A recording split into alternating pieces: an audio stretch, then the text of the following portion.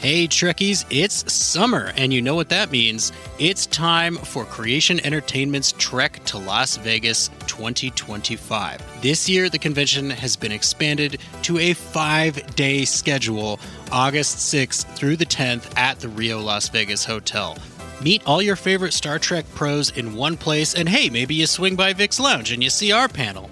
It's a great way to meet people in person and have some fun with your fellow Trekkies. If you can't make it to Star Trek Las Vegas, of course, there's also other events around the country this year. Trek to Orlando, August 23rd through 24th. There's the Trek to New Jersey, September 6th and 7th. And finally, the Trek to Chicago, November 22nd and 23rd. We're looking forward to meeting as many of you as we can this year. So make sure that you get ready to trek to Las Vegas.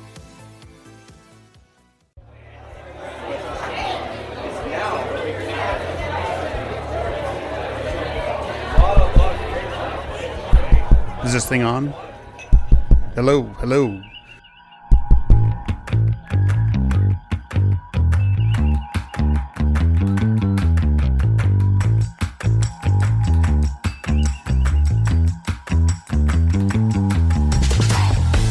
Hello, Spike Night listeners. This is producer John, and this episode is a little bit different.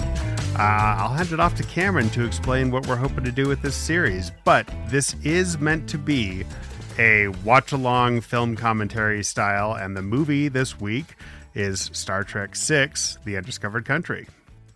Yeah, I mean, that's the, I think, the ideal format. We were watching Undiscovered Country while having this discussion with Davey, so there's a lot of scene-specific talk, but I think it can also just be listened to as a podcast.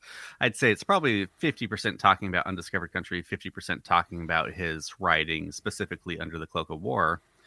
So I think it's a really fascinating conversation we had with him. It's great hearing, this professional writer kind of just geek out and fan out while watching the movie. Like, you don't get those kinds of commentaries on DVDs usually, sometimes. Yeah. I thought it was great. We're going to call it Stream of Thought, I think. Yes, and the reason we're doing that is because we allowed our wonderfully generous patrons into the live stream recording of it with us, so they were able to watch along with us and Davey and talk in the chat. You will hear us reference people in the live chat. If we say the name of a person and you don't recognize that name, assume they were in the live chat or that they were Davy Perez. Thank you. Yeah. The difference with this really from other episodes is we don't get our call-ins, but that's the call-in is the patrons who get to come and join and ask their questions straight there. So, yeah. If you want to join us, we do hope to have a lot more. Any level of patronage gets you in there. I know Anitra has agreed to do one. I think we've kind of talked about with Bernadette. We mentioned this later with Davey too, and he gets excited about those as well. So yeah, listen through, and it's a lot of fun. Yeah. And don't worry, if you are going to watch along with the commentary, we set it up pretty quickly. You'll hear when we tell you to hit play. Yeah, there'll be a good indicator of when you should actually hit play on your movie, and from what time code or screen. I think we use the screen. If we use the screen, yep, the Paramount logo. So without further ado, enjoy our first Stream of Thought episode, watching Star Trek VI, The Undiscovered Country, with writer Davy Perez. Yeah, we got Jen, we got Mark, we got David, we got Michelle.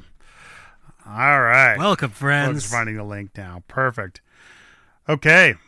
Well, should we get this thing started? Yeah, I mean, just a quick introduction. The idea of this is I love listening to creatives talk about their favorite creatives. So we're here with Davy Perez to talk about Star Trek VI, The Undiscovered Country, and how it influenced his work in general, and specifically under the Cloak of War. Yes.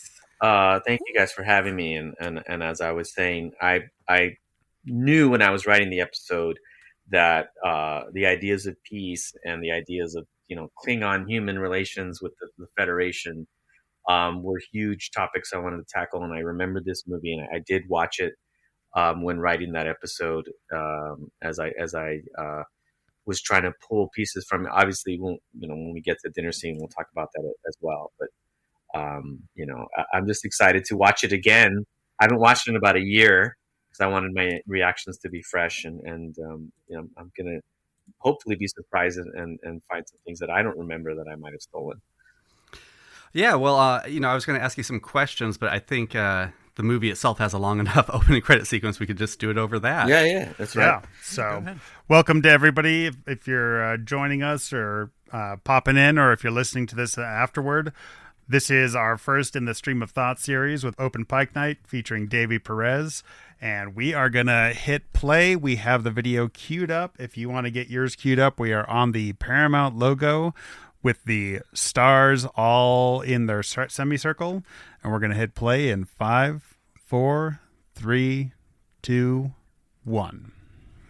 I see a bunch of people in the chat saying they saw this movie in the theaters. I did see this one in the theaters as well. And my first movie in the theaters was actually Wrath of Khan. Oh, wow. Oh, man. Ooh, for Gene. I think mine was Jurassic Park. Oh, that's wow. a good one. Probably The first like movie in the theater? 6. I might be a little older than you. Mine might have been Aladdin. I grew up in a small town. We did not get Yeah, any I was going to movies. say that. Yeah. Man, I'd have to go pretty far back. I remember seeing this in the theater for sure. Do you think the pink coloring is for the Klingon blood? Oh, I never noticed that till you mentioned it. You're probably right. I also The love that cost of peace is blood. these opening sequences were just long shots of space, and people were like loving it, right? And it was like, Yeah. now you have to have an interactive.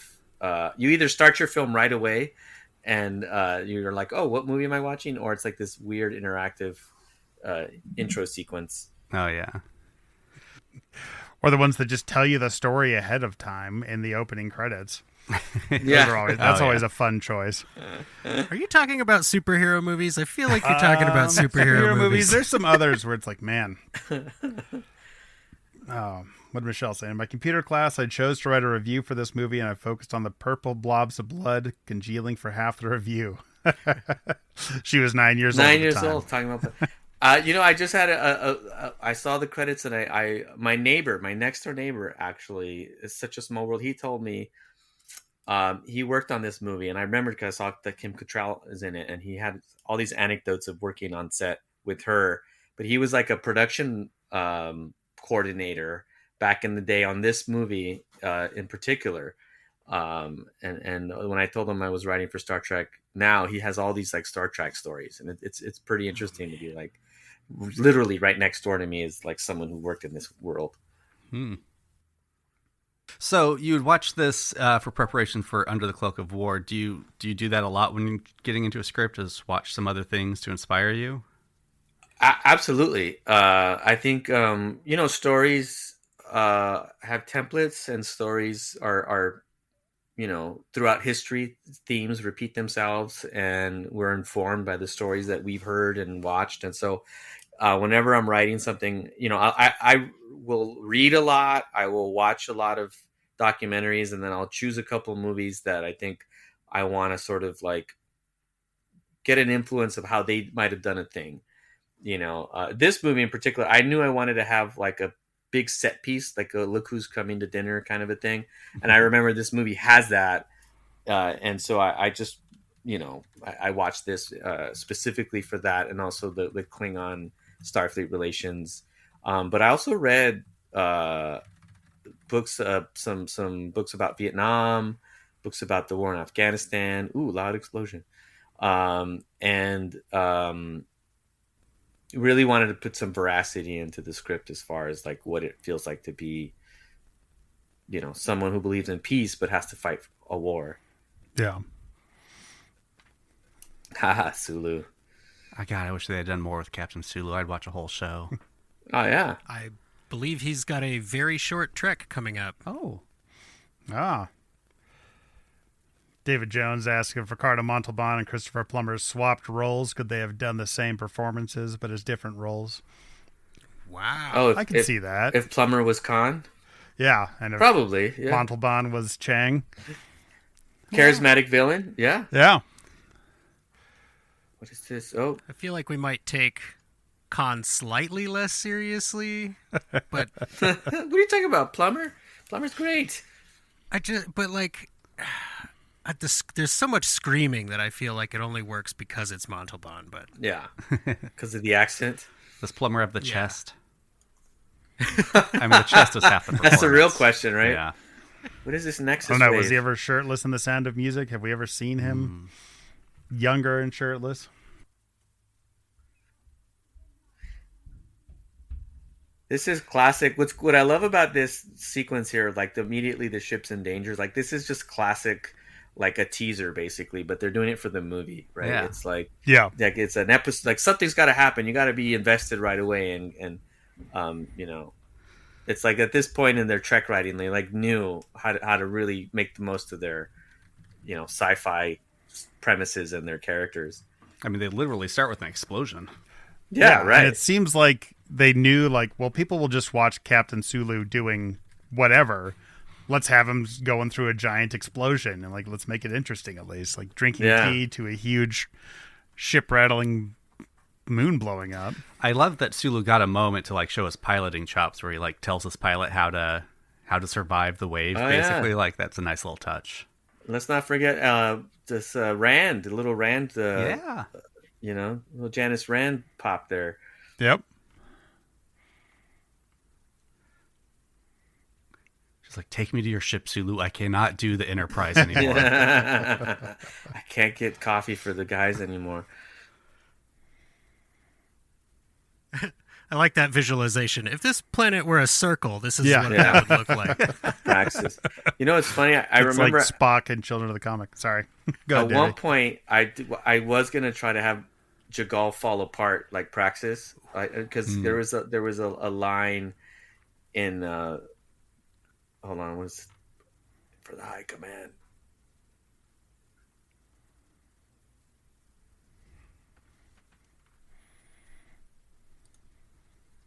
He's lying. Anyway, so I wanted to have the moon falling apart because someone had said if you were on Jagal, you wouldn't have survived.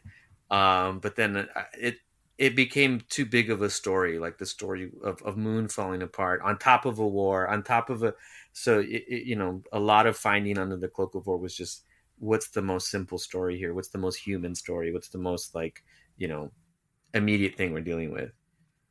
But if it were a two-parter... Hey, I mean, you tell a lot of story in Under the Cloak of War for sure. And you had said you would watch MASH specifically, because it's MASH, it's a medical unit, but also how you tell that war story in 20 minutes, basically.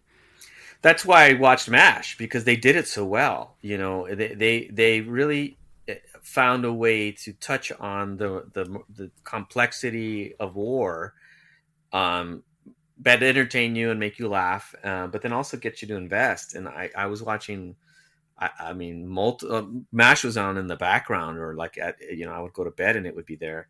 And I'm pretty sure I stole some plot line, the kid that you have to convince to go back out there, and then he comes back in a body bag. That's a trope, but we get to do it Starfleet's way. Mm-hmm. And it I hope was effective, and wanted to focus it on sort of making Babs sort of Hawkeye and him being at the front line, but Hawkeye who's also, a Black Ops badass.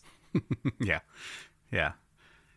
We had a combat veteran on for our coverage of that episode, and he said you nailed it. Like, he really, really liked the episode. He said the tone was perfect. So that's a huge compliment. Yeah. I've heard that from a lot of chatter online and people messaging me, and I think the reason for that again is I read a biography of I think it's Dakota Meyer, who was in Afghanistan, and that book is very harrowing. I read the things they carried about Vietnam.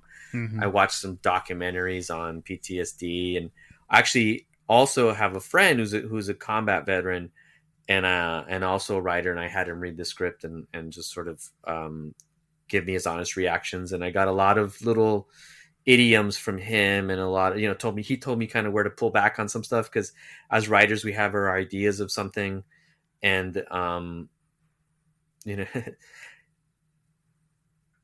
sorry, I know I'm talking about the episode, but I just love, here's a great scene about the different perspectives of the Federation on Klingons, right? Yeah. Which is I definitely tapped into for the episode as well. Is like, you really want to show that it's not a black and white situation, right? Like peace is not a black and white situation. Peace is complex, and I actually don't think we've really nailed it even in our real world. And so you have to honor and accept that everyone's going to have a specific point of view, and then here Spock is obviously arguing for the better road, right? He's arguing for the let's help this enemy and let's try to think of the greater good. But having everyone react to that, especially Kirk, who feels betrayed that now that's again, it's like this person that I know is my friend, who I've just spent 2 movies bringing him back from the Genesis planet and bringing him back to himself, is now saying we got to go help the people who I hate the most, and so a lot of those early scenes of my episode were about the people that you love and that you serve with, you disagree with because they have a different perception of things. Well, and as an audience member, much like in your script, we're seeing 2 of the most beloved television characters of all time on either sides of this issue. We're seeing Kirk say, "No, let them die," and that's Kirk. We love Kirk. Yeah. And that, right. When I was watching that earlier, I'm like, oh yeah, that sounds like M'Benga with "I'm glad he's dead." Like that definitely reminded me. Jessie from Alaska over on YouTube says in Under the Cloak of War, she actually wanted to see more of the war stuff. And it was interesting because we don't really see so much in the trenches war on Star Trek. In fact, we've seen very little of it for as much Star Trek as there's been. Well, yeah, and that was something I wanted to really show. I've watched a lot of Trek where they talk about war, they talk about peace treaty, they talk about the Klingon war, they talk about the Romulan war, and it's all very abstract and it's not visceral. And so I wanted to write, and the writers with me wanted to. Oh, sorry, but this is a good scene. I know Kirk versus Spock, like let them die. Like two good friends who just don't see eye to eye, and the hatred that Kirk has is from a real place because, I see it. Yes, it's all about David Marcus clearly in the film, but I also know that, for me in my watching of the original series, he has had a lot of interactions with the Klingon. He has had a lot of loss with the Klingons, and sort of going back to what I was saying about the visceral nature of war, it turns peaceful people into animals, and then you hate yourself for what you become, you know what I mean? And so it's a very complex, self-loathing, in a weird way that you have in common with your enemy almost. And you get almost that entire dichotomy just in M'Benga in Under the Cloak, because he is a healer, and then he comes back to the other side of that, like, but if I don't need to be, then I won't be. Exactly. And what I liked about what we decided to do with M'Benga specifically there was, like, we didn't tell an origin story per se. Like, he was already, like, he comes with this baggage that we hint at. Like, he was, embedded with some sort of, unit that was special ops, and he was probably like a specialist who was, he was the medic in that specialist group, but he was in there, right? And then after that experience, he decides, I can't do this anymore. I'm going to go full bore as a doctor. And that's a story, and that's an interesting story, but where we wanted to talk about the complexities of, belief and peace and belief and the moral nature of where we are in the journey, we just sort of said, let's not do an origin story. Let's just pick it up. Much like we have these characters that we love and have this history that's existing, let's just pick up M'Benga there in the middle of it, and at an inflection point where, things got darker for him. Yeah, and I don't know how much of this is written in his backstory, but, in season 1, I always imagine his wife had maybe died, and that's why Rakia was with him. But because of Under the Cloak of War and some of the lines there, I'm like, maybe not. Maybe it was this experience here that broke up the family, and that's why he's not in a marriage anymore. I mean, there's so many years ahead of us before we get to this era, right. So there's a lot to tell. And there's the shot of David, I can never forgive him for the death of my boy. And this is a great reminder of what's at stake here. The personal feeling that he has, much like M'Benga, I have the personal connection to the hatred of Doc Ra versus the ideals of what I signed up for, which is Starfleet trying to bring peace to the galaxy. Yeah. And with Valeris correcting Kirk on the bridge, I mean, man, she's been a real Samantha there, am I right? There it is. Nice. Someone had to, right? Someone had to. Why does he have a picture of orcas on his wall? Well, he just came back from the voyage home. Where's the humpbacks? It wasn't Free Willy. Kirk is a broad strokes kind of guy. He doesn't know what. Yes, he saw Spock swimming with him. Yeah, he told some yeoman, "Get me a picture of whales." And yes, all right, here you go. That's funny, Jennifer. Why doesn't the door close automatically? Because they needed this scene. I do want to take a quick moment just to appreciate William Shatner's ability to espouse exposition in such a fun, engaging way. Like the man, just he can do it. Like earlier, he's talking about where Sulu is, and it's just like he just throws it off so casually. It makes it feel so Kirky. Yeah, that's a talent, right? Sometimes you got to lay the pipe, and it can be clunky, but in the hands of a talented, I think he was, Shakespeareanly trained. That's not a word, but it's close to one. He pulls it off, and I think Anson does that a lot for us. And all of our actors, our whole cast is amazing, right? And sometimes you dump them with you got to say these 4 words, otherwise we have no idea where we are, and they're like, cool, I got it, I believe Kim Cattrall was also in Crossroads with Anson Mount and Zoe Saldana, also Star Trek fame. It's all nice connection. We are all in the Crossroads universe. Yeah. I was going to say Mannequin too, but I don't know the connection there, the Star Trek connection.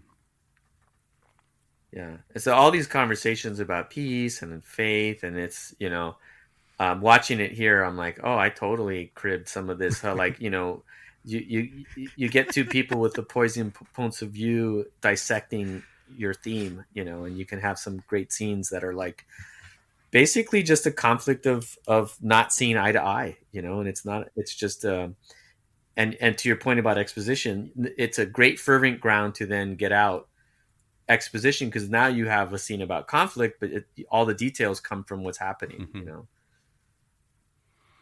Yeah, what I liked watching this Under the Cloak of War is thinking like, and I mean this applies more to later in the film, but Spock was around during the last time a Klingon ambassador was killed while being protected by the Enterprise. So like maybe when he's like desperately trying to solve the mystery later, like maybe he's thinking back to that time, like, I didn't get to the bottom of it last time. This time, yeah, he's like, I let Mabenga slide.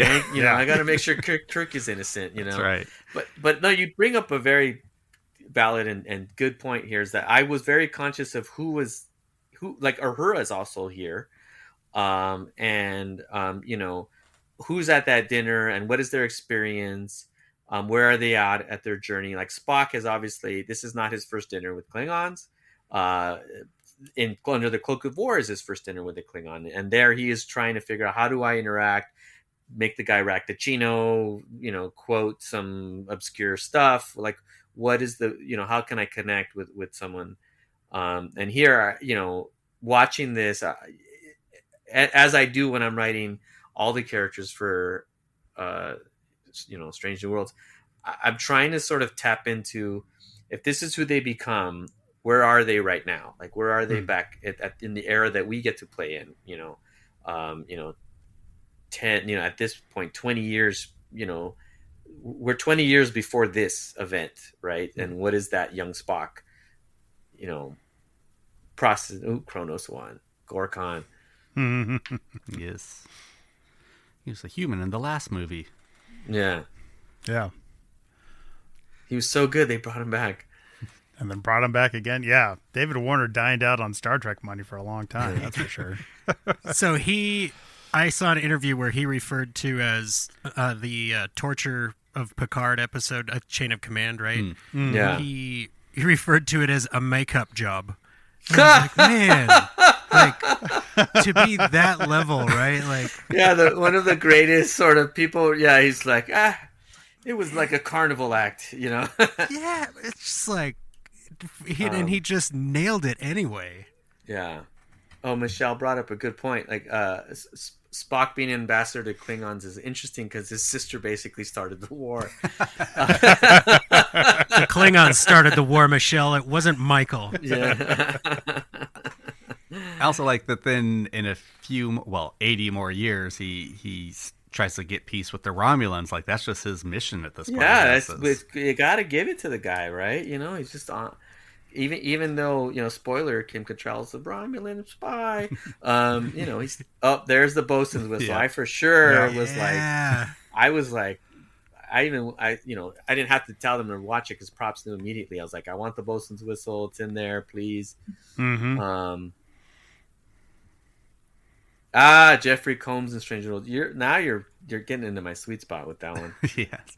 I mean, here I'll get back to Jeffrey Combs, but I do want to tag that this, tilt up to the, the transporting in, the vibe, the grim vibe of like your enemy is on your ship was really like, for me, I was like, wanted to channel that as much as possible in that first moment of Doc Rock coming on board. Mm-hmm.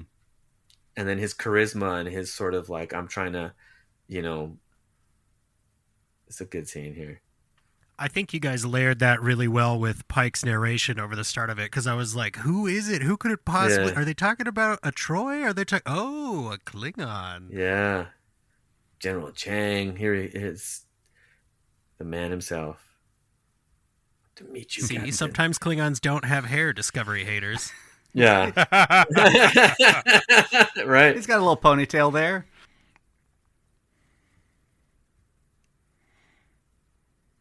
Yeah, so like the tension here, I was hoping to really channel that like later for like in Under the Cloak of War when Doc Roth finds out about Mbenga, like, oh, you were on the planet, you're like a warrior. And even though Doc Roth is like, I'm all about peace right now, there's this piece of him that's like, let's go spar. Like, I'm interested in you. I'm interested. You're the face of my enemy.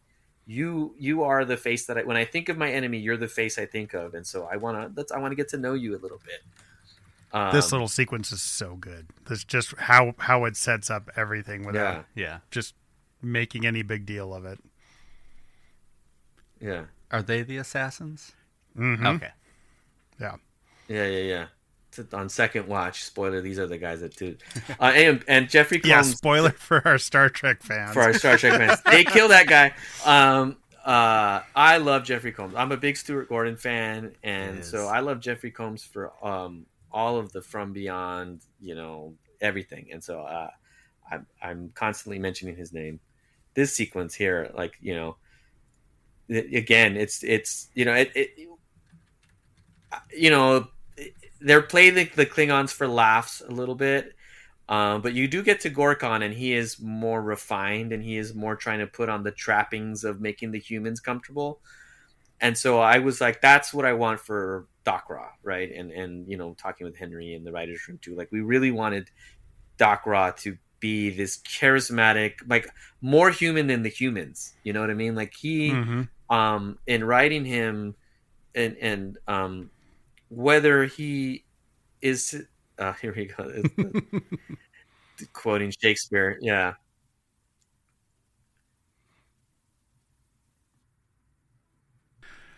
I love that they redress the TNG conference room so much for this movie. They feature this room a ton because they're like, we put a lot of work into that. Yeah. So, anyone else bring their Romulan ale with them tonight? Yeah.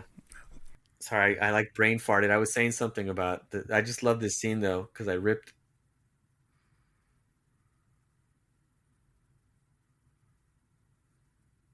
Give up Starfleet.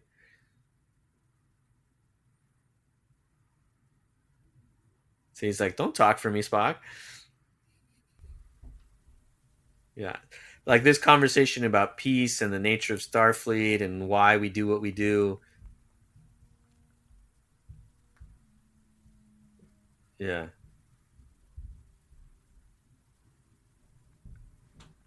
It's a pretty direct call out just to say Cold Warriors. Yeah.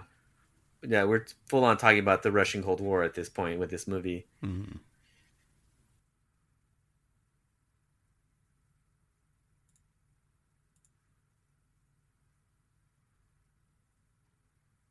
race and this scene in particular was the humanism and the racism I loved, and I really was hoping to tap into that kind of tension with Doc Ron. So that's why in writing him, and we discussed this in the room a lot, it was or not to be, he wanted the Klingon to appreciate humans more than the humans do, right? Even with the way they're that line, the Kirk's line about Hitler, it's great.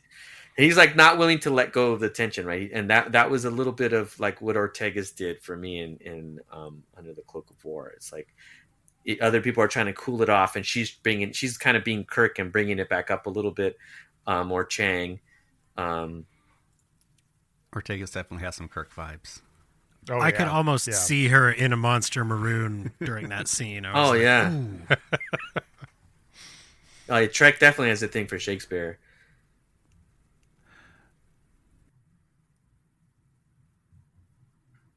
So like Gorkon is sincere, right? And that's what we wanted for Doc Ra. Like he believes his own,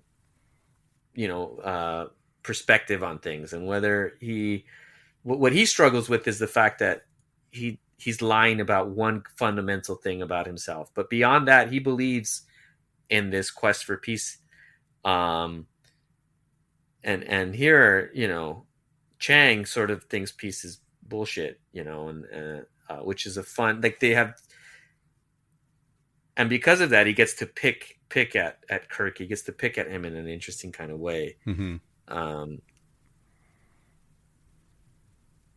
That's a cool shot. Yeah. The guys out from in front of the rest of the frame. So this line from Uhura, I struggled a little bit because I was like, here she's grossed out by the Klingons, right? So, but then I was like, you know what? Maybe it makes sense, because the first time she had dinner with the Klingon, he was very refined and he was, drinking our wine, and now I gotta see them eat, Krav Maga or whatever, and is that the way you say that? The plate of worms?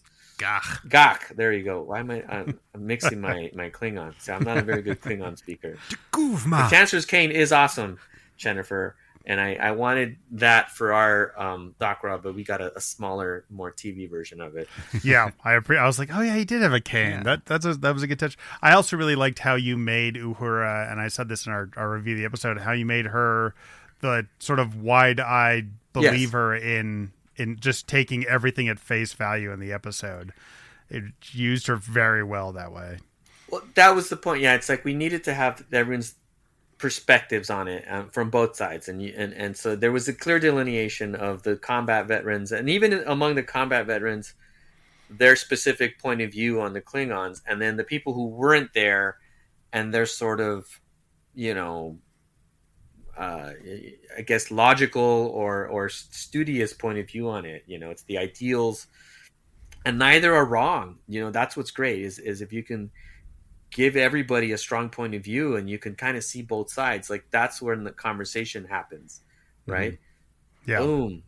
I love the tonal shifts in this movie, because we just went from like political drama to now we're like in the thriller stage. Yeah, so action. It's going to be a mystery, and then you get like the planet hopping and aliens later. They really do wrap it all up into like a cohesive narrative. Yeah. This is like where you would cut to the moon now. Go to the action sequence.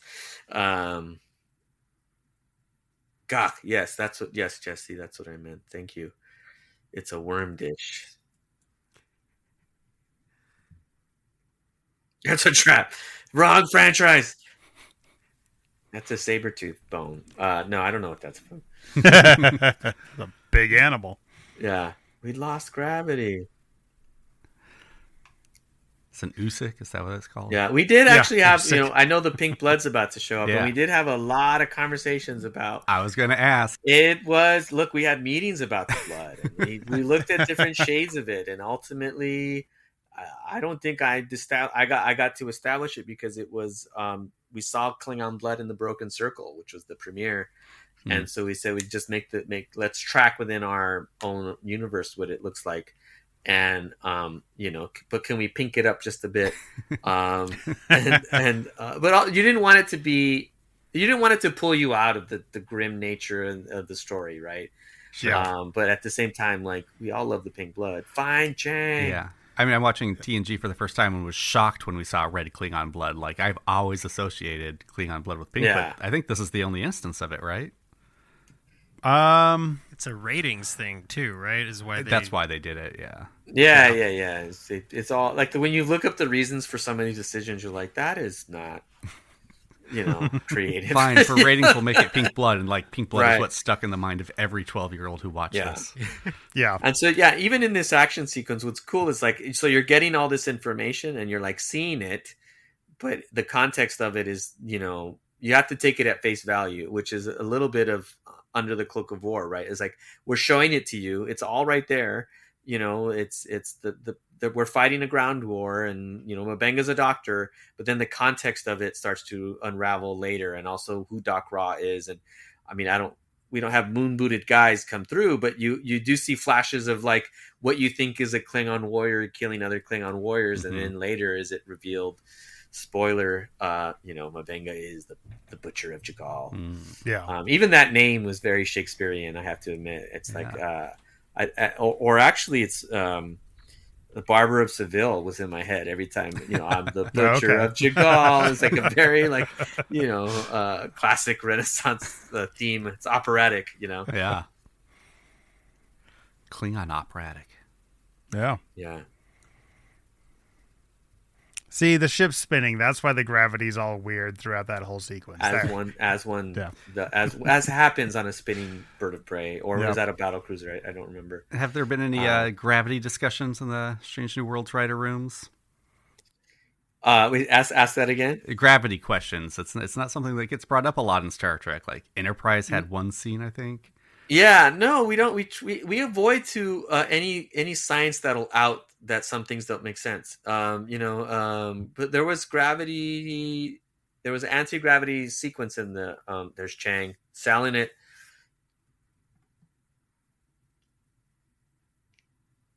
Yeah. Blew out of the stars. Such a good line. Plumber on Shatner.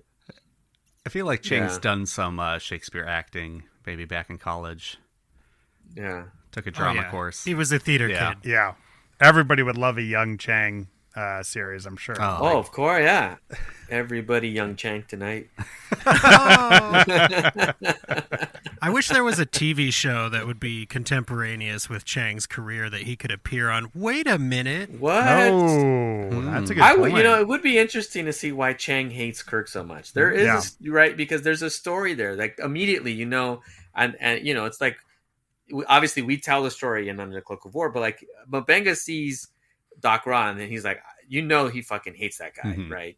And we get to unpack it. Chang is just like fucking does not from like the get-go. Kirk. Yeah. I want to. In my head canon, I'm going to say Chang is like Krug's brother. Or I was going to say, right? What I mean? Yeah, I love that. Like Kirk wronged him in some way and just has no idea. No clue, right? Yeah. He's just like, this guy with all the one-liners. What's his deal? Yeah, setting me up for assassination. He hit Chang's targ with the Enterprise.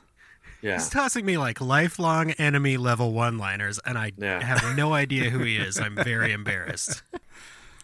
Kirk stole his girl. Yeah. McCoy, yeah. I love McCoy. I think right here he has like a line where he doesn't even know how to really operate on them, or he's like, I don't know where his and with M'Benga, we wanted to set up, I don't know if it stayed in there, but there's this subtext that he actually Kirk stole his girl, I love it. That M'Benga could operate on a Klingon if he needed to. Like he knows but that's what makes him an effective killer, is that he actually knows where all the vitals of a Klingon are. He knows how to really, if he had to sew one up, he could.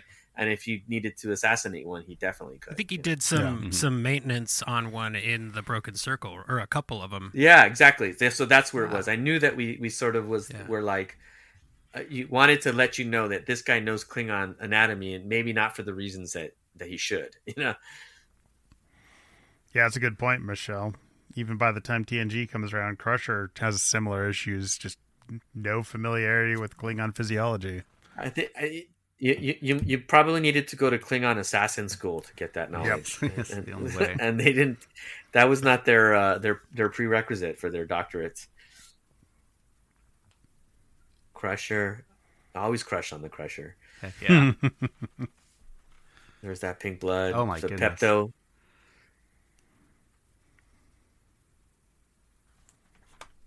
The slight wavering is too much motion. Yeah. Yes. Get some more Pepto in there. The chest wound, the big chest wound, the big stomach wound, like little callback in the Under the Cloak of War with Alvarado. Ah, Yeah. Yeah. You almost got like a shot of Chang being worried there that they would be able to save Yeah, him. like fuck. Flash across his eyes. There he goes. Love him. They're going into that old country doctor. Go. Chang's like, fuck, what if he starts breathing again? Don't do the second heart. Don't do the second heart. Yeah. This guy doesn't know about the second valve. There we go. Get There some it is. medical punches in Yes. there. Yeah. That's some classic, It's like the Abyss here, right? yeah. The 80s were all about just bringing people back to life by hitting them as hard as you could. Work on. Punching people to life. He says something to Kirk. I know it was you, Fredo. Yeah. We almost gave Doc Raw a final line in that way, but it was cleaner to not know and just see him die. Yeah. What would the line have been? I know it was you, Fredo. Yeah. No, He was a big exactly. Godfather fan. What would the line have been? Right? There was no line to be had at that point. But Yeah. it was like, Fucking Benga. fucking Mbenga. He did it. Chang's like, arrest these fools. They were waiting with those cuffs. Yeah. Yeah. Yeah. And now we're going to get into the part of the movie that has nothing to do with my episode, but it's still fun to watch. This is where we get Worf. The Comaloid. Yeah. Yeah. Well, actually, no. The court martial or the trial of Kirk. I imagine what it must have been like after they got their hands on Doc Raw, right? Oh, yeah. And and Mbenga even makes it a point, like they didn't do it, they didn't put him on trial at all. They got a hold of him, and he's like, I'm defecting, and I just killed my men, and I want to help the Federation. And you have to think, like, whatever admiral was hearing all of this, or whatever Starfleet person, they basically say, cool, I'm just going to accept this story at its face value and not try you for war crimes, and just sort of quietly tap into your knowledge, and then all of a sudden 2 years later you're working for us. Mm-hmm. Much like von Braun and the NASA program, and all these other Nazi war criminals that should have gone on trial for their part in that atrocity, but they were too valuable as intellectuals to jail. Yep, there he is. He waited 2 movies to come back and put Kirk on trial. Yeah. Oh, is he in Search for Spock? He was in Voyage Home. Boy, that's it. Yeah. And he was I want this guy to call him a dumbass. Right? Foreman. We're all Foreman. waiting for it. Yeah, dumbass. Or a line from RoboCop. I'd be okay with that. Yeah. Yeah. I like it. That wasn't his line, but What species is the president? that's what it's not a Klingon, right? No, he's not Klingon. I was so confused. Isn't he Look it up. Etherian? But he looks very similar.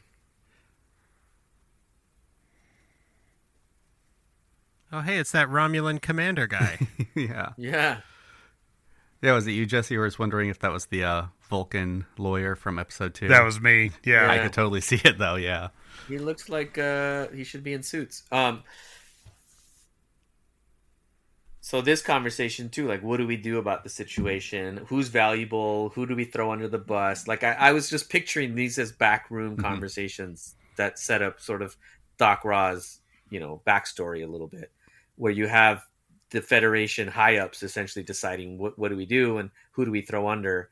And Kirk's going to go on trial, but Doc Raw got to sidestep that. And that Klingon was in the beginning of Voyage Home calling Kirk a terrorist. And, he did this and that. And I think I did pull a little of like people's perspective. He's the siege at Lambetta 5. And I wanted Doc Raw Like whatever Klingons think of Kirk, I wanted our Starfleet people to think of as Doc Ross. Like that guy is a fucking son of a bitch. Yeah. He's an Afrosian, is the president's race. All right. Oh, that sounds like a very refreshing drink. Right. Yeah. I'll have an Afrosian, please. Frosian lemon lime. Sounds like the new store that opened up in the mall. Red Foreman. There's his Morpheus glasses. No, sure. Take the red pill. They should call him Blue Foreman.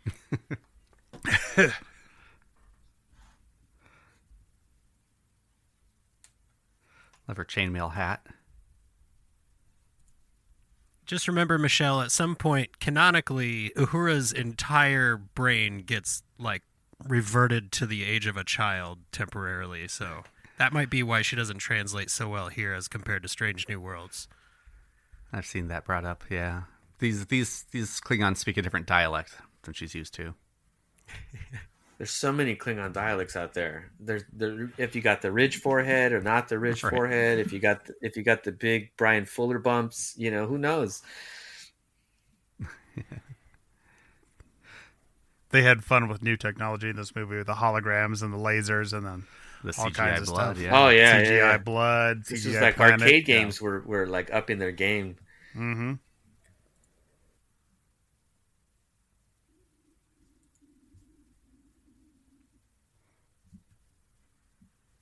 Better to die on our feet than to live on our knees.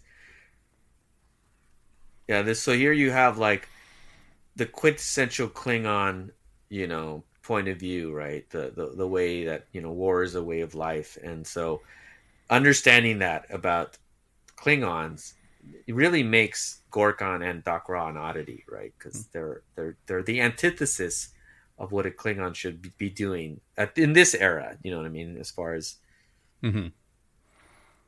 Remember that shot from the trailer? Sure, that was a shot made for the trailer. Kirk. They're really on his side, man. He's like, Spock, I think they love me. Yeah, he's killed like all of their brothers. Yeah, he's like, True. How many battle cruisers has Kirk put down? He's just like, they're like, F this guy. There he is, Michael Dorn. Yeah. Talk about a timeless look, man. He does not age. I was just watching DS9 yesterday, and they have a little ball for their trial too, but it doesn't spark.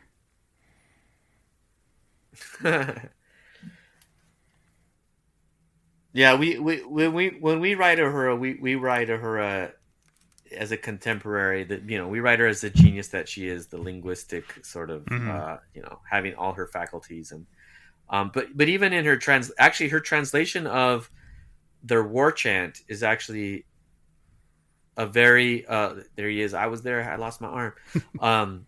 Is a very literal translation of like if you were like book Spanish, if you were like, oh, that's what it would say. And then it's Ortega's who was like in the shit having to say, well, when they say that, what they really mean is this, remain Klingon. And it's also like, you could say, we are Klingon, we may endure. But if you're shouting it over comms to like demoralize your enemy, remain Klingon is a lot easier to shout, I love how like this is the #1 viewed show in the galaxy right now. Yeah. Everyone's just tuning into this trial. This is the OJ trial of their time. Right? It is. Like, these guys must have been so sick of holding up that prop for so long for so many takes. Like, they're like, where's the subdermal translators? start hitting their heads. Yeah. Again, it's like details, right? Like the details of events, how we get them, how we can twist them,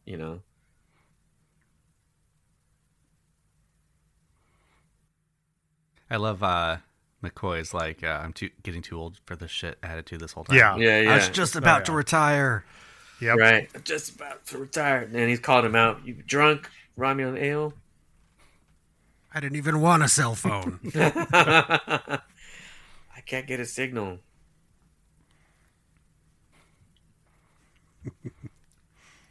Yeah, it gave some guy in the past some pills and saved his liver.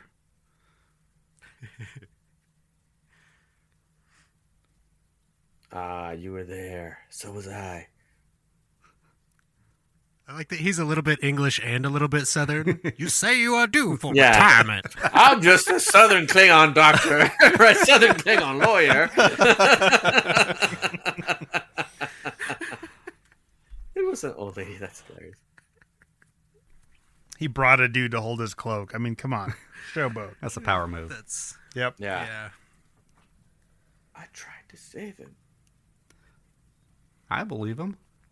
They should play that clip from Search for Spock where Kirk goes, "You Klingon bastard! You killed my son!" Klingon. That's just right there. Guilty. How did you get that transmission? We rented it from Blockbuster. They cut McCoy where it hurts on his medical professionalism. It's true. Yeah. Yeah.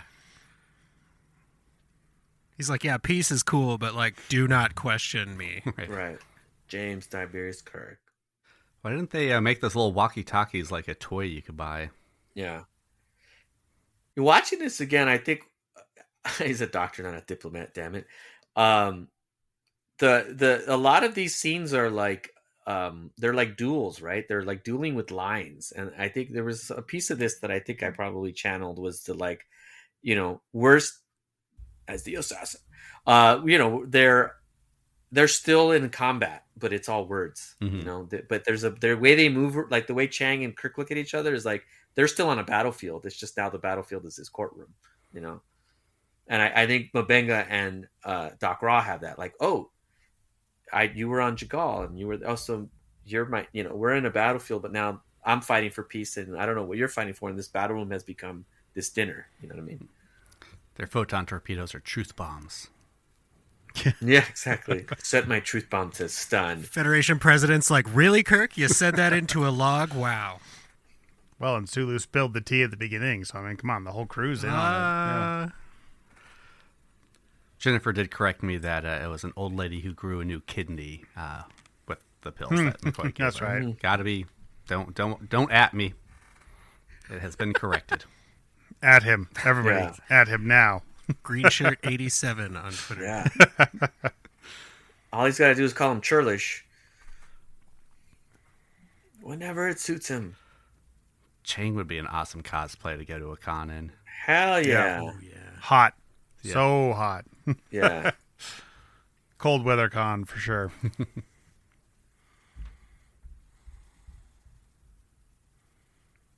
Yeah, Chang's angry, and it's righteous anger because what he's pointing out is true. Like, Kirk has done some shit that any other person would have to be held accountable for, but because he's so valuable and he's so gets it done that people turn the other way. You know what I mean? I mean, obviously Chan has done some, nefarious shit, but the point he's making isn't wrong, and I think it's probably what leads to the guilty verdict. Mm-hmm.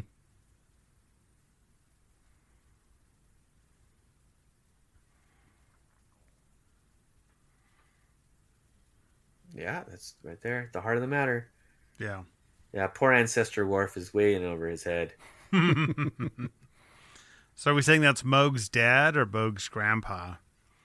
I don't know. He's the public defender at this point. He's like, Yeah. I just got out of college, guys. Wait, is that little Velcro thing on Kirk's shoulder? Is that the tracking beacon Spock put there?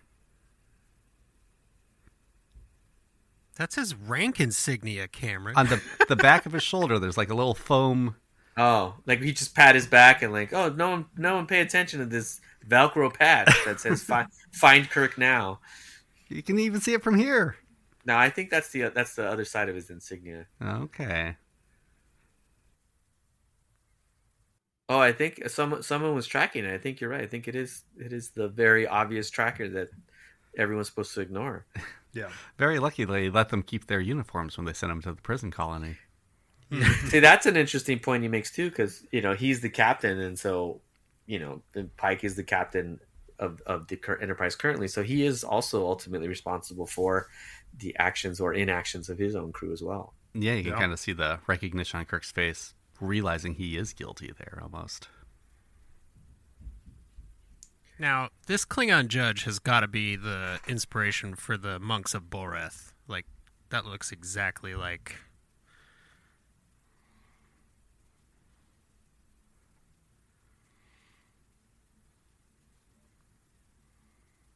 I love the subtle lighting of the crowd in these shots where only the Chancellor's daughter is lit. Mm-hmm. Just stone-faced holding their walkie-talkies. Yep. They want them to see the faces of the family members of the person they murdered. Commuted. Now they're pissed. Kill this guy.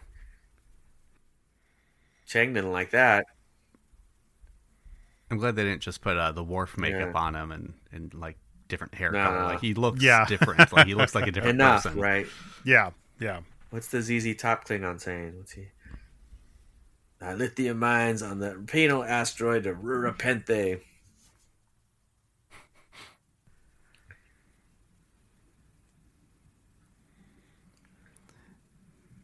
You chose poorly. Yeah. You shall not pass. Wait a sec. That judge has seen Breakfast Club. He does look like the bridge keeper, you're right. I love this just total bridge exposition right here. Yeah. Now we know how bad Rurapente is. Yeah. All of them are Everybody telling us, knows. Right? Yep. Also, just like Scotty groin shot here. Yeah.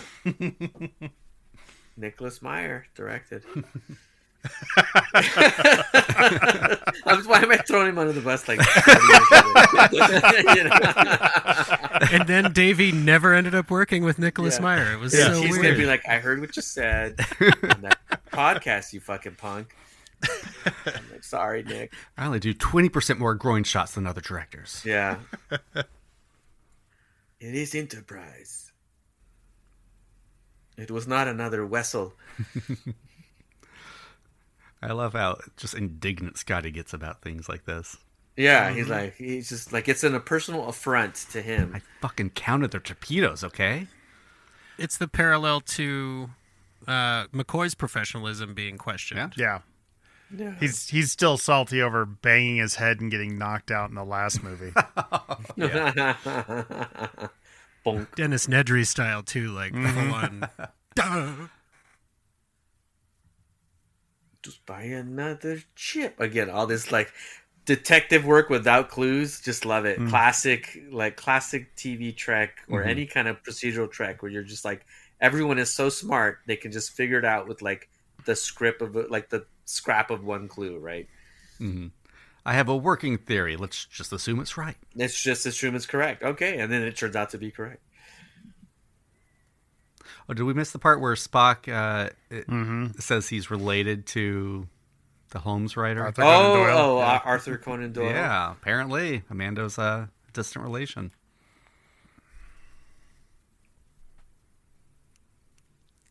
Spock's like, you think that's weird? Yeah. My old CMO actually killed a Klingon hand-to-hand Yeah, combat with just a knife. You guys think this is fucked?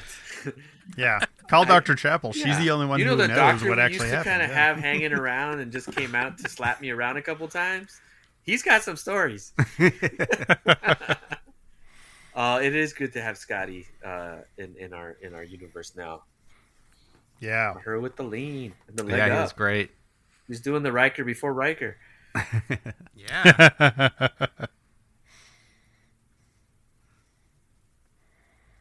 Wessel. There it is. Some of that 3D space combat coming back to haunt Kirk in this movie. Yeah. Good point. It's fun. I'm listening to this. This is like a scene I would have written in Supernatural, like when the brothers are like, I went to the library, I downloaded some articles, and then you just work it all out, give the audience with the as much as they needed, and then go on to the next cool thing you're gonna do. Yep. It is a good scene, actually. Sort of, it does take you on that journey based on everyone's proficiency and their expertise, and everyone. It's they break up the exposition because every one of them gives a piece versus like, I'm the one smartest person in the room that has everything. Right. Oh yeah, here we go, Rurapente. That guy's done already. Where's Iman? She's gonna show up soon. Yeah. That's where I think I failed, is I didn't get a Kamaloid in Under the Cloak of War. Oh, yeah. We don't know. There's always Any of season those people 3, could have man. been. Yeah, it's true. I was looking for the yellow contacts. Oh, sure. Yeah, but like this harsh, like remote. We've already done snow planets so well on Strange New Worlds. When we were talking about Jagal, we were like, let's make it different. Like, how is it going to stand out? And Jonathan, I think, the production designer, had a lot of good ideas as far as there's no guard tower, as far as making it like a volcanic planet, making it sort of falling apart. Mm-hmm. Oh, okay. But just like, this like the from prison to the surface, having the old grizzled guy just tell you how fucked up it is and what you're dealing with. I channel a little of that, obviously, for our Clint Howard. Yeah, how excited were you when he was cast? Man. Oh, I was over the moon. We were looking for opportunities to cast him for a while because he's been in everything. We all love him. And Akiva actually mentioned him again. And I was like, you think, we need comedic relief. We needed something to lighten up. And I was like, what about, can we just make him the quirky guy? He's in command, but he's a little bit radar. He's a little bit, oh, that's a grim shot. Yeah. Anyway, yeah, and I was so jazzed, and he was awesome to work with, and he got it, and he even said, he goes, what level of quirky? Because he's like, I can go really, I'm known for it, but so we had to like, yes, we want that, but it's also, we want the tone to stay consistent, that it's a dangerous place, No, yeah, he's like, he wrote that perfectly. Yeah, he goes, have you seen my DS9 episode? Right. Yeah, the frozen kid, that's nightmare fuel. Yeah. Yeah, I was watching this with my son, and I was like, oh, I'm glad he's asleep at this point. I forgot about that. Yeah. I remember as a kid being terrified I'd be thrown into a cave with a bunch of random people like this. It happened a lot in the 80s and 90s. Right. A lot of random lizard alien. Tossing. Right. He just had Klingon makeup, but it was green. Right? They were at this point, they were like scraping the budget, right? Yeah. What extra pieces do we have? What did TNG use? What do we got? What's sticking around? Yeah. All the kids are watching Star Wars. We need more aliens. Mm-hmm. Oh, this guy. Confiscated.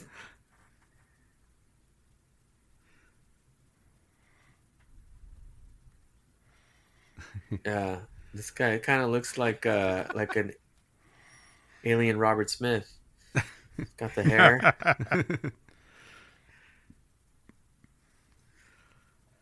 There she is. There she is. I hear she was married to a pretty good musician. Yeah, miss him. All right, he's on Mars. Yeah. Yeah, Michelle. Yeah, the Clint cameo was great, and it was actually a choice that we talked about. Like, is it the right place for him? And ultimately, we decided it was, because like I said, the episode just needed a little bit of a chance to make you smile. Well, he was able to bring like the quirkiness and the gravitas at the same time. Like, right? I feel like he's added great. To that. Yeah, he felt lived in. Right, and also like the fact that he was sort of quirky, but then he flips. When he flips, and when Clint Howard's serious, you're fucked. You know what I mean? Yeah. He's quirky, but he's never bumbling in the episode. Yeah. He is the right man for that job, and he knows how to be a good leader. Yeah. Did Kirk just get high? Did he smoke some weed there? Was that? We don't know. A little bit. Yeah. Some death sticks. This is. I love that they have that buffet style 1960, like the little. It's like we have replicators, but we're gonna still. Is the port galley lighting fixture based on this one for Strange New Worlds, like that big? That's a good question. I'd have to ask Jonathan. I know Jonathan based that on coral reef kind of a design. He wanted it to have a flow to it. Yeah. What is happening? There's an unlocked weapons cabinet in the kitchen. And server racks in the kitchen. Just let me make you can't just remind. Sure, and a 1980s data bank of servers behind her. Yep, in the kitchen. Where moisture is. It's always good. The look on Spock's face directly translates to that was kind of Romulan. Yeah,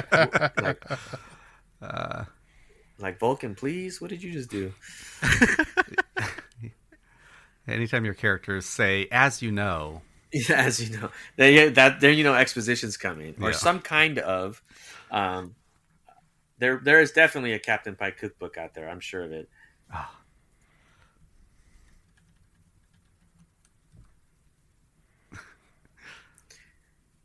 Mark brings up a great point. I think this kind of falls into like phasers do what we need them to. They have settings. You dial them up, right? It was dialed to the if you dial them to max, they're basically hand grenades, but you dial them down and they just put someone to sleep. So you just have to. It was dialed a certain way. It was dialed to pot. Destroy just the pot. It was dialed pot. to fuck pot up, right? It was just right on the fuck pot up setting. Well, that soup was not looking good. So. They're kitchen phasers. That's how they dish stuff up. They just put the pot on the plate and then vaporize the pot. Well, it's interesting that they kill people with the stun setting later. Yeah. Just that close. Yeah. Continuity and track will drive you insane. I fully admit that as someone who tries to actually stick to it as much as I can. I think there's actually a great Leonard Nimoy quote about that, where he's like, if you're worried more about the continuity than the story you're watching or listening to, then you're not experiencing it maybe in the way that you should. I'm paraphrasing. He probably says it in a much better Leonard Nimoyian way, but that was the essence of it. It was like, if you're worried about the start dates and not the moral, Right. Mm-hmm. Jennifer was mentioning the knee nuts we're about to see. Oh, yeah. Her and her friends always assumed the other gender had theirs in the elbows. Which I think that tracks. Oh, yeah, that tracks for me. Oh, he turns neon. I like it. Yeah. What horrible evolutionary process put their genitals in their knees? It makes you wonder how they procreate. Like, what sort of, what does that process look like? There he comes. Everyone wants a piece of Kirk. Looks like a lot of Vanilla Ice's dances. Twister. lots of knees and elbows. Just lots of elbows and knees. It's so funny. Like, I remember that from this movie as a kid, like the pink blood, knee nuts, and that he kisses a shapeshifter. He kisses himself, is what I remember. Is Kirk fights and kisses himself. Yeah, I'd forgotten about that scene. It's pretty good.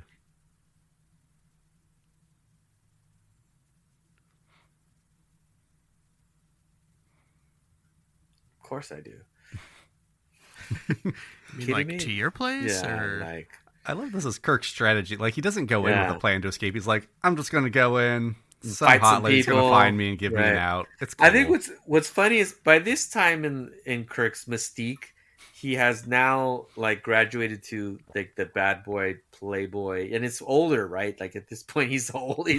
But if you really watch TOS, like there's the gag of him kissing all the different aliens and stuff like. But he was actually very mission focused and very like. And there was early episodes of how some women broke his heart, even, or like he chased after a girl who was married. But it's like he eventually just gets this like, oh yeah, he always got the alien, and he's always. And so here they're playing with like it's that old playboy Kirk can get the alien to do whatever he wants just by batting an eyelash. And yeah, you're right. It is funny that like they really leaned into that more as he got older. Yeah. Which is what I always loved about these movies, is that they are like action adventure films with like old dudes about to retire starring in them. Yeah, right. Like you don't get that. Like nowadays, big ups to them, right? Yeah, no, like nowadays. Well, actually, or they're Tom Cruise and they just look younger than 16. Well, that's what I was going to say. Is like, no, they're the same age, but here they're just allowed to look their age, exactly. And then now, like, they could be 60s, but they got to look 40s or 50s, right? It's mostly the Nicholas Myers movies that focus on their age, right? Like, that's right. 3 or 4 or 5 touch on it much? I don't think so. No, like Wrath of Khan, that was the quintessential story was him.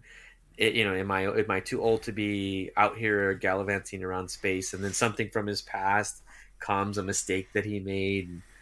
This is City of a 5, and he even uses the glasses as a gag at some point. to get him out of it.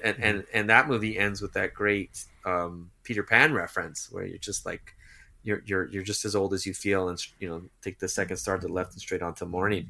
Well, that's this one, right? Yeah. Is it this one? The second This star one, to the left. second star to the right. Wrath of Straight Khan. until morning. Yeah. I just remember him That's saying, oh wow. I thought feel that's young. That's what he says in Wrath of Khan. Oh shit! I got put to your point. Even more to your point, this movie flat out nails the whole age thing. Yeah. Well, I mean, the Myers films are definitely bookends. It's easy to confuse them. Let's see. Search for Spock. But yeah, like I said, Wrath of Khan deals with their age, and then he's like, "Oh, but I got 4 more adventures than me. Don't worry about it." Yeah. Look at he's just over his shit. Yeah. McCoy's like, this motherfucker. We're in the worst prison in the galaxy, and you're still getting some. McCoy being over people's shit is like my favorite flavor. Like, he used to be over Spock's shit. Like TOS was just about how much McCoy is over Spock's shit. So I just love that. I mean, I try to sneak in somebody being annoyed with somebody as much as possible, even though everybody on Stranger Worlds loves each other. Like, if I could sneak in a McCoy moment, I'm excited. Christian Slater? Christian Slater. Yeah, his mom worked on the set, I think, or... And despite what people might say, he never says, "But Captain," even though, I don't know. It's like everybody always says that. It's like he doesn't ever say that. I got a baboon's heart. That's all I see when I see Christian. There's so many other things. I love True Romance, and he's a big part of that. It's one of my favorite films of all time. But I see him, and I just think I have a baboon's heart.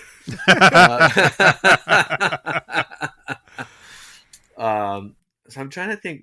A Search for Spock's thematic sort of thing. That was just a straight action adventure to a big degree. Like, you just had a premise that was like 2 people are after the same thing. You have Kirk's on a rescue mission. Krug's on a trying to steal the Genesis device, and the character arcs kind of are under on top of that, but it really is just a very simple plot in a great way, and it allows all the other stuff to kind of unfold. You king on bastards. And then I like that they gave Chekhov that little moment, the detective moment, especially since they throw him under the bus later. Yeah. I had forgotten about that scene till it happened. Spock and McCoy almost get along in this movie. Like, they're finally almost buddies, and you're right. It's Kirk McCoy's getting annoyed with. No, Spock's not here, so you son of... I got to make faces at you. Oh, this is such a good sequence. Just the searching. Yeah, the montage. Dun, dun, do it in a montage. Like, there's not a lot of action in this movie, but that's how much we love these characters. It's like, these are the scenes we're fine with. But there's a lot at stake, and I think if you have a lot at stake, Star Trek CSI, if you're invested in the, phlebotinum, then, you don't need a lot of big plot. You're like, it's like the moves of the story. Like, are they going to find this thing? Where are these fucking gravity boots? I found one. And then Dax, and it works. And then is this where they find Dax dead? Teeny hint of a smile there. Yeah. There's probably a fan fiction that makes that one of the former Dax hosts. Oh, it could be. Or you've just seen enough of DS9 to know that's not true. I know, but fan fiction doesn't really care. Right, exactly. Sorry, I'm laughing at Jesse's quote. I was about to say something similar. I think George Takei was probably like, "Keep me away from the misogyny, and I'll be in the film." Yeah.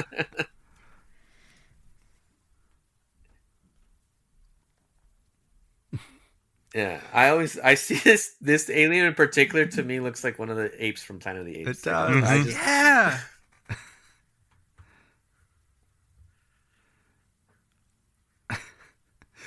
Yeah. Have we seen this species on Lower Decks yet? I don't think so. I know. You mean the alien hobbit? Yeah. Yeah. They're like, "We got you red-handed," and then they pan down to his fucked up feet. I do love this moment. He's so smug. Yeah. There's Spock. Spock's got great comedic timing, man. Don't sleep on Spock. No. And she also great acting on her part. She knows damn well. when they're interrogating somebody on the Enterprise, they bring like 30 people into the room to stand there and just watch. Someone's busting me on the Tolkien references. I mean, I did have an episode called "All Those Who Wander," so there might be some. There you go.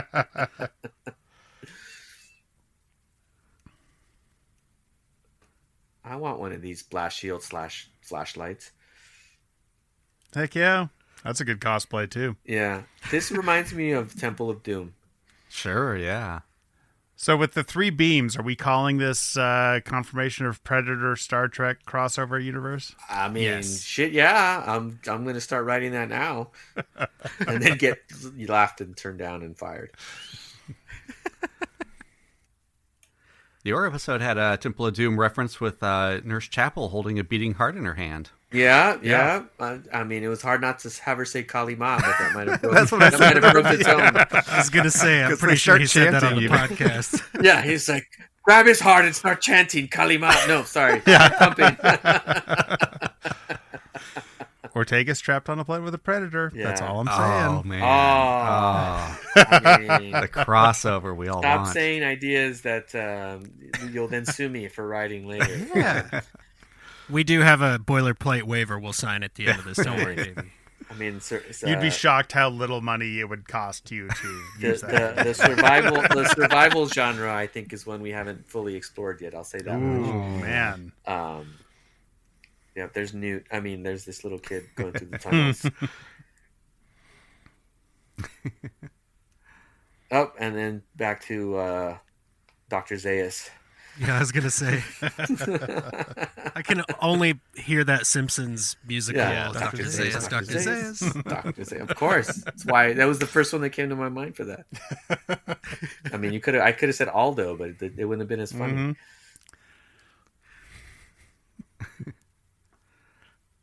This is a big setup. Come on, smell the setup, Kirk. Well, he does. I love his strategy of like, yeah, let's just go along with the trap. That's fine. Yeah. Like the trap got me closer to the surface. Yep. And I've got the patch. I've got the patch that somehow more is still Frozen on. Dead. I'm pretty sure. Good callback to the patch with the Strange New Worlds. It was I'm good to pretty see that. sure we watched. I probably watched this even in season 1 when we were gonna do that Frozen Vallejo beta. So I was like, how does what does Frozen Trek look like? And dead alien in the. I wonder where they shot this. Mount Shasta. I was wondering where they shot this, yeah. Because the shot coming up where like they just walk up to the edge of the glacier. Yeah, I'm sure it's Probably not on the volume. Probably, yeah, no, not on the volume. It's probably somewhere actually exotic. The volume is exotic all on its own, but this is back in the days where you had to fly up people and a crew and get William Shatner and fly him out there. Sign insurance forms and all kinds of shit. There was some Star Trek film that had Alaska. I'm betting it was this one. Maybe. I mean, we all know the Yosemite, the you know, right. Captain Captain Kirk is climbing a mountain. Right. You know, why is he climbing a mountain? I'm getting nervous just watching this. Like, that's slippery looking ice. Yeah, for those of us who've walked on glaciers, man. Yeah, that's got to be Antarctica or some shit, because that is not in your backyard. Well, John and I grew up in Alaska. It actually was in our backyard. Nick Glacier was in Star Trek. Yeah. They someone found it. Okay. It was this Alaska. Jesse from Alaska. Yeah. Oh, Nick. Okay. Good call. I mean, it's good that Jesse from Alaska is the one who found it. Yeah. Little known fact: they actually shot this in Alaska, and Nick Glacier. No way. I'm just I'm a volume of knowledge when it comes to this stuff. Also, just in the classic tradition of Star Trek captains not telling anybody anything, I love he waits until now to be like, by the way, McCoy, I've got an ace up my sleeve. I got a Viridium patch. What the fuck? You didn't tell. You waited 2 weeks to tell me this shit? Right. I am near death. I was ready to die in this fucking frozen planet. I was just about to let you leave me behind, and now you tell me. Gee, I'm so inspired. Wanted to give you the chance to be selfless. I just want to see how committed you were. It's been 40 years, you asshole. You gotta want it. Michelle was worried they're going to kill off Bones. There we go. Wow. Here comes that arcade graphics. I love this Klingon. He's too tired for this shit. He really is. Had some bad gawk last night.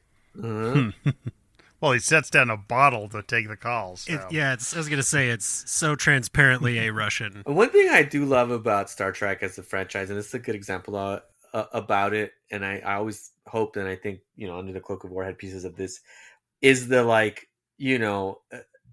the way we do things in our current world, and they just sort of futurize it, right? Like a listening station, or even the way that the starships are boats, essentially, and Starfleet is.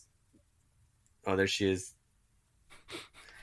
using the dictionary. Klingon or Uhura, and it's been a long time. Just the it's easier to relate to it when you recognize that how the language they're using, the bosun's whistle, is relatable to like a forward operating base. Like I did in Under the Cloak of War. That's a forward operating base. That is a real type of base that military units have to exist in, and those are the bases where you're constantly bombarded and getting shot at, and just over the ridge is the enemy. You know what I mean?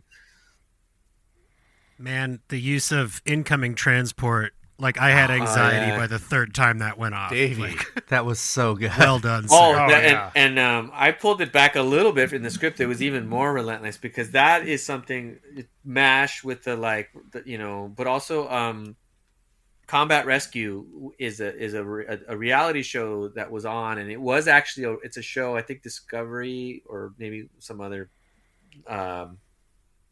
network, and it was about combat medics in I want to say Afghanistan, and they had on their alarm, it would say Leroy Jenkins. Jeez. And the first time you hear it, you laugh, right? Leroy. Yeah. And then as you're watching the episodes, every time you hear that, you get tense.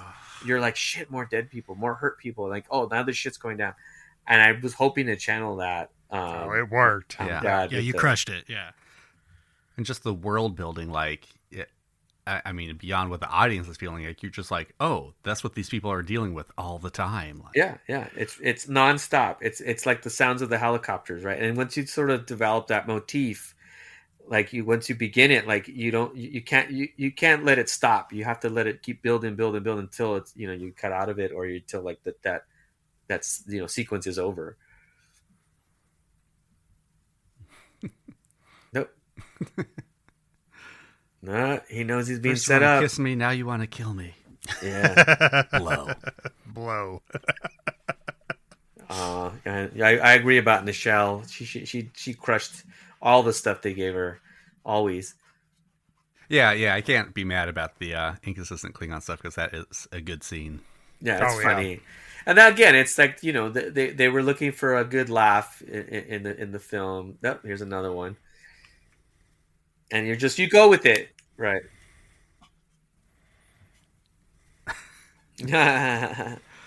and stuff like that. As long as it's done good and it makes you laugh and you enjoy it, you just go with it, and you just sort of it's part of the film that you're watching, or part of the episode that you're watching.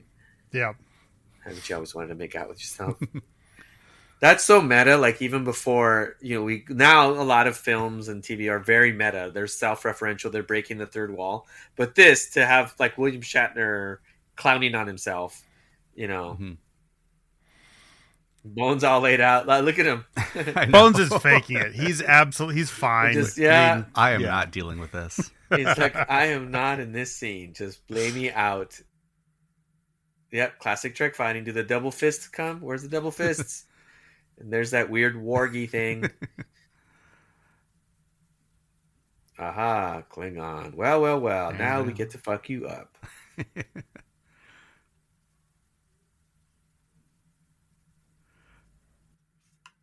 A lot of eye injuries in the Klingon Empire.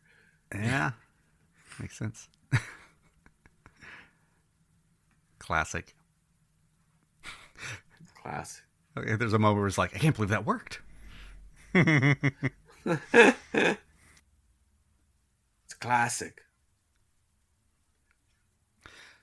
But yeah, I was thinking like this. I mean, this movie was supposed to be the swan song for this crew, right? Like they weren't going to make any more. And yeah, it doesn't like nowadays. It would get super meta, and they would like, give everybody a big arc at the end. And it is kind of nice that they're just kind of dealing with age, and they get one last hurrah, and have a little bittersweet moment at the end. Well, that's what it is you don't over-engineer a story, right? Just know the story you're telling. We're telling a story about an assassination attempt because people don't want peace. And yeah, we're familiar with the characters. We love them, and they're going to have their moments. I think we try to do that as much as possible on our show is like, whose episode are we going to focus on? Obviously Mabenga and Chapel were a big part of Under the Cloak of War. Ortegas, as a war veteran, has a piece of that.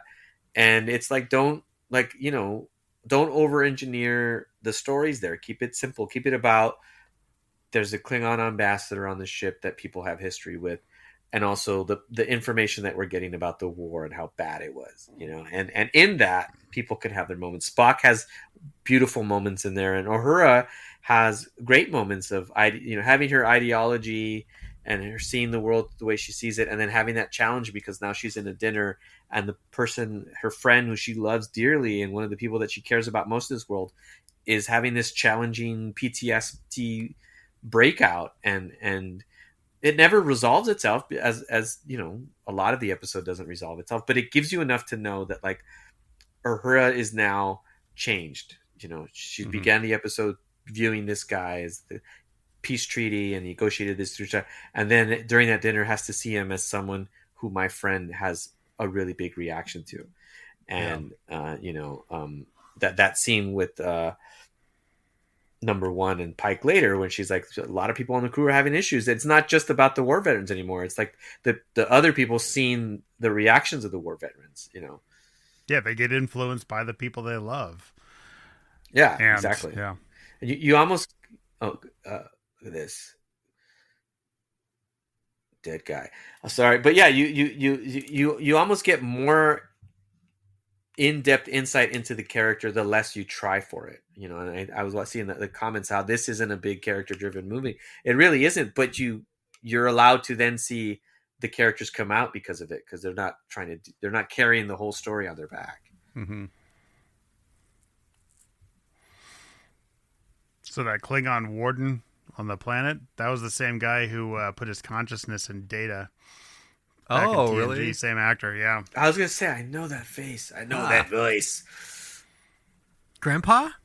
Grandpa? That's right.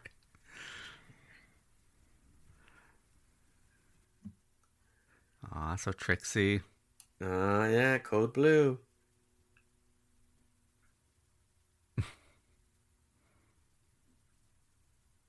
Yeah, I'm a big TOS fan, and I don't know if that's apparent in my writing and in the way I talk. I did watch TNG. I was there, and I watched a lot of DS9, but I think around that time I became 21 and started to go out more on Sunday nights. Yeah, I for me, like, was always, and these films were like the films that I would watch as a kid in the theaters. So this crew and this era is for me like the Trek that I always think of when I think Star Trek. And he is being creepy.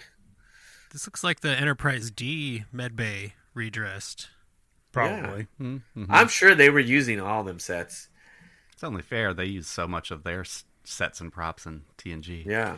Yeah. Is this where he fucks her up with the mind meld thing? That's on the bridge. On the bridge in front of like 20 people again. Yeah, it's just ranking her down, right? Yeah.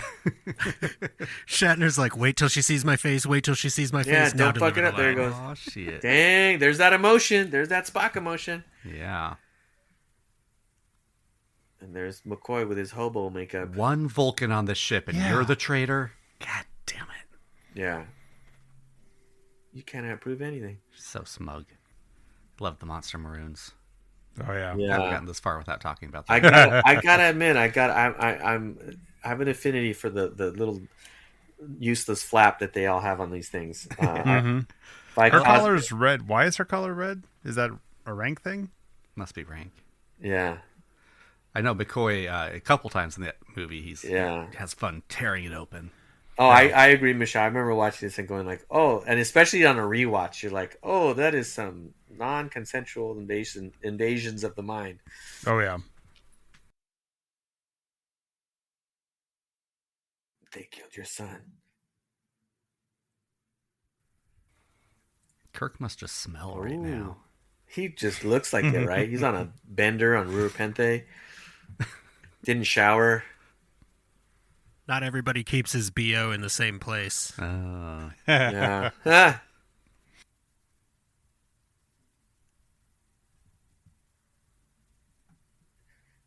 Yeah. So this little thing with the conspiring, like people that are, we kind of tapped into this for the premiere, The Broken Circle, the idea that like there's people who fundamentally do not want these two factions to be at peace because it's more profitable or more honorable or whatever it is. They just don't like this idea. And so they would rather work against it. And I think it's actually a really interesting allegory for a lot of our, United States politics, for like, there are people that have a more vested interest in discourse than actually trying to get government to work. Right. And so the politics of getting two sides to hate each other, of entrenching yourself in ideology versus like actually reaching out and saying, hey, we have more in common than we have difference, which is a very fundamental actual Trek way of seeing the world. So it's great to like play in the opposing point of view and then point out how futile and how pointless it is to actually have that sort of fatalist point of view. Yeah, we were talking about the plot of Broken Circle. Shower, sorry. Sorry, I laughed at the chat, but what were you saying about the... Oh, just that the plot of Broken Circle felt very cinematic. It felt like almost like a Strange New Worlds, the movie kind of plot. I mean, I have to say we were all there, and we were like, stealing the Enterprise, and it was like we were tapping into the film franchise like hardcore, and also like every act was almost its own reel of, like you say, it was like the stealing the Enterprise sequence. It was the like law and undercover sequence. It was the like Mbenga and Chapel, behind enemy lines. And then, then it all comes together, with the Ortegas flying. And, it was a showcase of just how great everyone is. Speaking of, this is a showcase of the actors because, like, they're doing this alien thing. The camera's not, I mean, there's no special effects. The camera's just circling them. The music is kind of subtly there, but, I mean, it's Kim Cattrall's performance that sells. Yeah, her control of tears. Look at that. She's killing it. Yeah. And then, you got to go to Dugan's reaction. Yeah, all the reactions. Uhura's got one coming up, I think. Yeah, then she's just like trembling.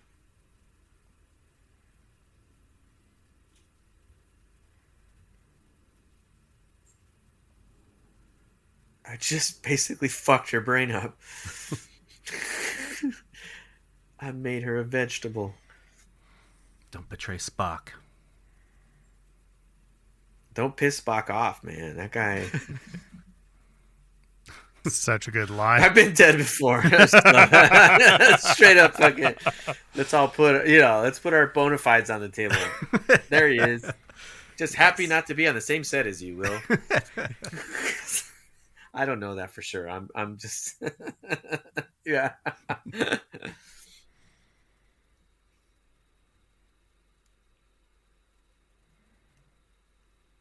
Near the Romulan border.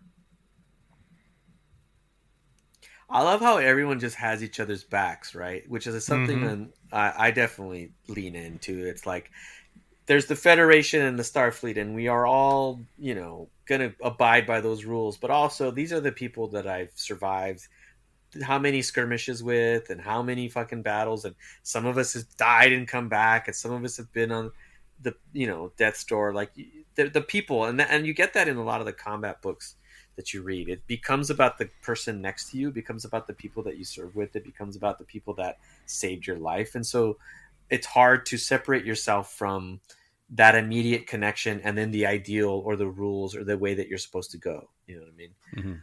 I mean, even that moment with Pike where he's like, look, even if you did do it, like we could work this out, right? Like he's trying to give him. Pike's trying to see some daylight, right? Because there's a gut feeling that Pike has that I don't have the full story. I know you well enough to know I don't have the full story. I think Mabenga is like, I appreciate that you're trying to give me this out, but also if I told you the full story, you couldn't understand it. That's kind of that scene, and that's why it's so. And they nailed that so great, and it was awesome to see them just come in and to watch them really understand the material and just give it their all was great. And I think that scene actually came out of a lot of conversations about what is it that we're trying to really say with I don't think that scene was in the original drafts. It was something that came out of conversations with Akiva, with Henry, with Alex, and Anson. Everyone got involved because we knew that we were really like, how do we nail what we're trying to say? And then I took all of that in and just, I think it was like over a weekend, wrote that scene and added it to the script, and I sent it to Henry and Akiva, and they were like, yeah, this is it. This is what the episode needed. And I was like, great, cool, let's shoot it. Yeah, that's his resurrection robe, right, Jesse? I believe so. Yeah. Or that's from right before he shows back up in Wrath of Khan. Is that the one he's wearing on Vulcan? Oh, when he goes to Kolinar? I think so. Okay. This is I'm above your shit hood, robe. right? Yeah. And also when they resurrect him, and he's just like, yeah, because that's what he's swimming with the whales in. Oh, you're totally right. That's the Power Rangers Command Center. It is the Power Rangers. Yeah, you're right. Absolutely, Michelle. I think Una's scene with Pike is huge, and also was always there because we knew that she was sort of the yin to his yang, and even in the dinner scene, they are experiencing the same events, but she's processing them through decorum, and he's processing them through like the people I know and who's really right and wrong, and then they kind of switch positions, and so like the scene with Mbenga becomes like the second part of like Pike's lessons basically, and so Una starts it off for him, and then Mbenga gets to land it. Yeah, we all really like the Una scene because it's one of the few opportunities you get to see her in that role of first officer, of being like, I'm bringing you the I'm your go-between between the crew and the captain. Exactly, and that's what a good lieutenant is, right? I am the voice of the captain, but I'm also the ear of the crew, right? And so and I have to tell the captain when I don't agree with him, but I never do it around everybody. Like when I'm in front of the captain, I am the authoritarian. I am putting out his commands. I am have the captain's back. I will even dress people down. But it was just the captain and me. It's like, all right, you know what? Ortega's had a point, and I would never tell her that. But what are we gonna do here? Yeah, that must have been a real trick to pull off, because you've got Pike, not being in the wrong per se, but like, he's making some not great decisions. He's seeing things not the way the audience is seeing, but he still comes across as Pike, as the space daddy we all know and trust and would follow into the galaxy. Yeah. Well, and that's what I really wanted to do as much as possible with that. And I think we all did in the writers' room, wanted to really make everybody have a point. Like you want to agree with everybody, and that's what makes peace and war so hard and so messy. Like at some point you have to pick a side, right? And so who do you agree with? Where do you land? But everyone's point is valid, and everyone is fighting for what they believe in, and everyone is passionate about what they believe in. And there was a little bit about, for me, definitely the whole military actions, the war that's happening in Ukraine, and how those are civilians, those are people's homes, they're under attack, and how do we, as we're not involved but can influence world politics, like how do we feel about that? Where do we land on that? Space Daddy sounds different than Space Dad. I should have just said Space Dad. Space Daddy has a slightly different intonation. I mean, either one, really. Space Daddy, One man's Space Dad is another man's Space Daddy. Yeah. This is such a fun cat and mouse scene. Yeah. I love anytime it's ship to ship and it's mano a mano, like that's now I'm leaning in. Like now you get to have the fun, right? This is the whole, this is Memento Mori. This is, Balance of Terror. This is, all of Wrath that. of Khan, yeah. Wrath of Khan. Like the submarine ship to ship stuff. I'm like, that's like popcorn. Did you watch Wrath of Khan before writing Memento Mori?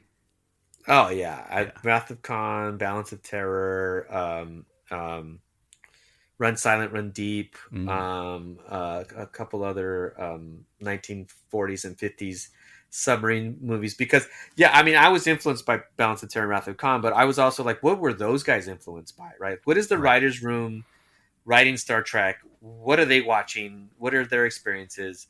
And that's why I went to Run Silent, Run Deep, and I wanted to just experience and read, a little bit of the theater of war in the Pacific, and was like, okay. And then ultimately just sort of my spin on it, our spin on it, I should say.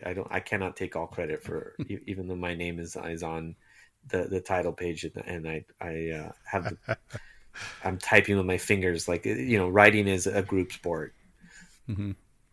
Do you ever wish you were like 60 years older and you got to write all this stuff? Like the first person to be like, hey, what if it's like two submarines facing off? It's like, oh, that's such a good idea. I don't know. I'm glad to rip off the geniuses that they are. You know what I mean? I don't know if I would have, I think it'd be a lot of pressure to be the first one, but also like I said, my approach to it is, I'm sure they were like, I'm going to rip off Master and Commander or Mutiny on the Bounty or, Run Silent, Run Deep. Like they weren't the first ones really, but they understood like there's a story that's been told. Now we get to tell it in space, and how do we do our version of it? And so that's kind of like the fun that I get to have. Like plenty of Trek stories have been told, plenty of other sci-fi stories have been told, and there's better people doing it. I just get to do my version, being influenced by these things. Yeah, Michelle points out McCoy's fascinating to Spock, which is like, that's the moment. Oh, these two have finally become friends. Like this is the 30-year arc we've been watching with these two. This is one for the hardcores. They know he's throwing it back at him. I mean, we do have to acknowledge Chang is just a huge theater nerd with all the Shakespeare references. Oh my God. Yeah, I forgot when they're beaming away, like he adds one more and like, he's just that obnoxious guy who's like, look, we get it. You've read Shakespeare. One-liners. Oh my God. That's the dogs of war. Like, what is it with like crazy Klingons quoting things as they attack Kirk? Yeah. It's so good. We're fools for it though. We eat it up. And there's always a Klingon who wants Kirk and the whole of the Enterprise on their mantle or whatever, Quoting human literature. Mm-hmm. Oh, there goes that shot. Ready room. Yep. That one stuck with me. And I'm also a glutton for let's fuck up the ship. The beautiful, pristine ship. Yes. But thank you so much that after the ship was fucked up in Memento Mori, the next episode had them fixing it. Like, right. Thank you. Yeah. Well, you got it. That's what we endeavor to do. A little bit of the like, if you watched it on week 2, it still happened when you watched week 8. You know what I mean? On Supernatural, they would call it Casnesia, right? Like there'd be an episode where you had this big interaction with Castiel. And then the next episode, he'd just be gone, but we'd never mention where he was or what he was doing. And you want to avoid that. You want to have some continuity of understanding. Oh, there goes the silly magnetic, we can find you even though you're cloak torpedo. And then the realization that it's going right up the tailpipe. To be. There he goes. Target that explosion of fire. I love that line. Yeah, love it. He nails it too. Well, earlier when he's like, then shake her apart. Boom, boom, boom. Yeah. He's a good captain. Yeah. This is a great era for one-liners too. This whole, 80s to 90s. Oh, there's a sniper. Vulcan sniper. I'm surprised these guys weren't lit up with phasers. Yeah, I love that they brought the hardcore Sulu captain aspect to Sulu, the reboots. Out of the way. This is a really easy peace treaty to infiltrate. Like, just straight up, you're going to just tackle the president. Like, look at him go. They're flying what did through. He jump off? Kirk. A springboard from special effects. Protect the Chancellor. I mean, they did choose the universe's worst assassin, so... Yeah. Yep. You're in on it, too. That's a little dumb for Spock to say. Arrest yourself. That's probably why he did it off camera. They're like, just do this line in voiceover, please. Yes, really Why did he kick that door down? He didn't like, open look, it. Nicholas, I'll say the line in the VO session, but I don't want it on camera. Engineer Mark is excited that the engineer got to take out the sniper. I was going to say, shout out to our very own engineer, Mark. Odo? That's right. It was Odo. So when you watch the deleted scenes, it's really confusing when that Klingon isn't a Klingon. Oh, here comes a speech. Love a good Shatner speech. Name the movie. There it is. Point. Point. I should have wrote a speech for Pike that says many things happen under the Cloak of War.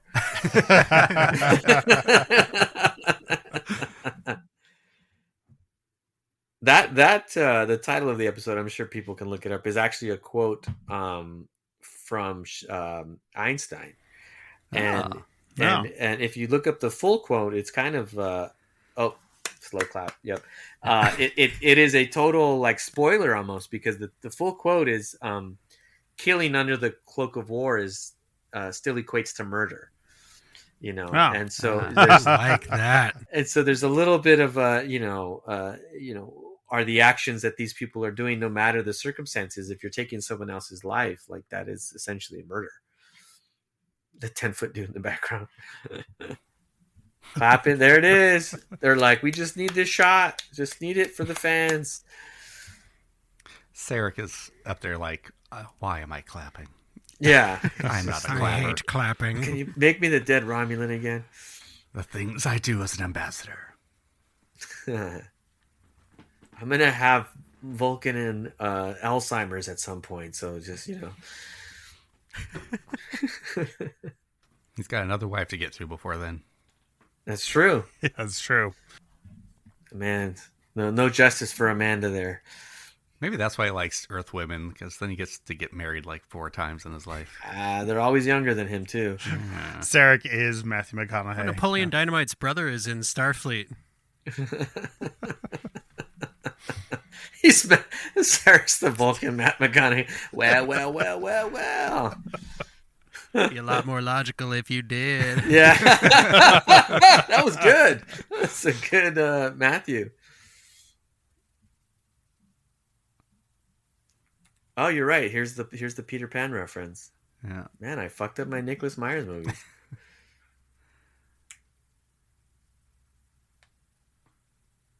Mm-hmm. I like the sentiment, but is the Enterprise really in condition to just go for a joyride right now? I mean, was it when they stole it? I mean, it was all jacked up. One shot from They were desperate then. You are part human. Yes. Go to hell. And then we get that great parallel from Data in First Contact, where he's like, to hell with our orders. Right. Mm-hmm. There it is. I also love Peter Pan and rip off a lot from that. Right. Straight on till morning.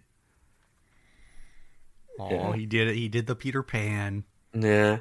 Like, you're right. This could have been the last movie for them and would have been like, what an awesome send-off. Like, this is it, right? They're still out there in space exploring and eternally young, and you can't take that from them. And she's wearing the short skirt. Way to go, Uhura. And then Kirk goes, as soon as we find Captain Hook, and they're like, oh, no, let's go back to space. Yeah. Never No, mind. space talk. A little far with the metaphor. He just crows like a rooster. He's lost it. The empty chair for Sulu. Yeah, he's.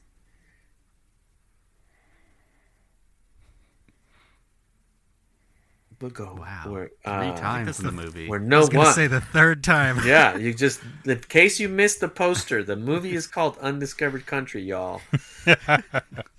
No man, no one has gone. Dun, dun, dun, Oh God, they get blown up in a supernova. And you will die with a Nexus wave in a really unceremonious way. Oh no, quick. It wants us to watch Final What? Frontier next. The Final Frontier. Paramount. Wait, isn't that the one before this one? I'm confused. I'll Yeah. watch Cybok, but maybe not tonight. Don't ruin it. Signatures. These are the direct inspiration for why they did the signatures at the end of Endgame.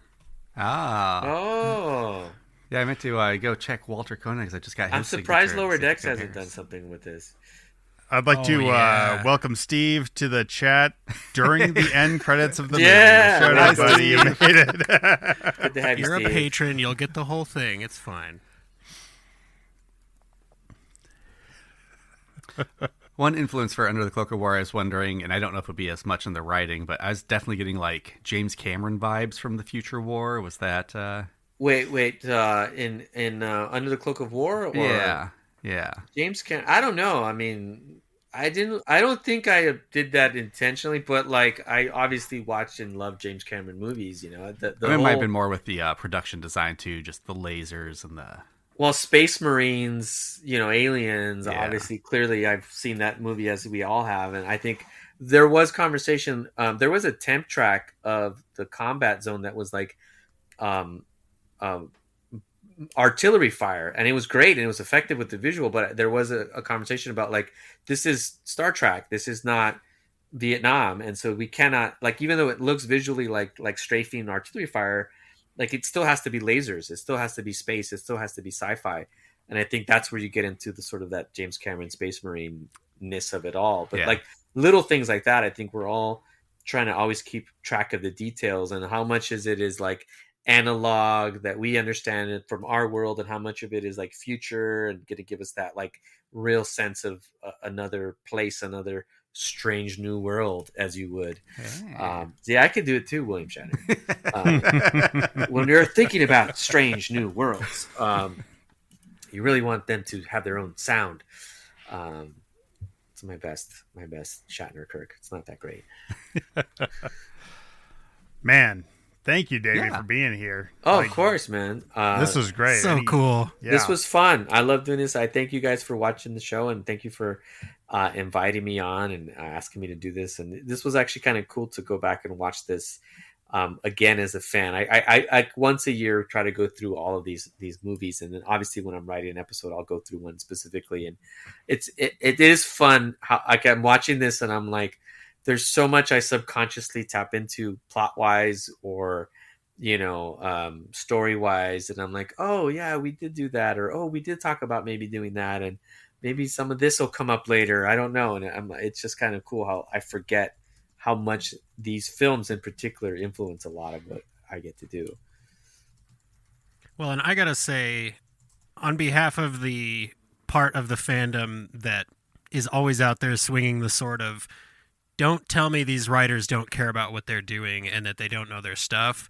Like, man, you just gave me so much ammunition. Like, the depth that you provided on your process, as well as just your base level knowledge of Trek. Like, I'm so glad to have somebody of your caliber working on Strange New Worlds, because it really shows. Oh, well, thank you. I mean, I don't know jack shit, let's be honest, but like, I thank you for saying that I do. No, I won't diminish the compliment with silliness. I thank you for saying that. I really do. I love this franchise. Look, I grew up watching it with my dad at midnight, on the re-airs, and there's an affinity that I have because it was some of the only time that I got to spend with him, And so I was there watching those original episodes out of order because they were being syndicated and they were just on at midnight. And but it didn't matter that they were out of order. It just was, you were there for the story of the week. And then when these movies came out, like I was there in the movie theater. Like Wrath of Khan was the first movie I saw. I was 6 years old. It was a double feature, Wrath of Khan and one of the Friday the 13th movies, if you could believe that. Should not have been watching that, but I was. That's a hell of a double feature. My sister was older. She was a preteen, and she was like 12, I think, and she wanted to go see these, and she had to watch me, and so I went, and I was like, hey, these are the characters that I get to watch with my dad, but now they're on the big screen. And so after that, every time a Star Trek movie came out, I was watching it, and it's in my DNA. I love all the Star franchises and the space stuff that we all grew up on, and all the comic book. We're in that sort of renaissance of anything cool and nerddom is being put out there for us. But this, for me, has always been just the personal place that I want to be in, and so yeah, it's meaningful for me to be able to write these stories. Special thanks to the Alaska Film Commission right there. I think the end credits were shorter than the opening credits.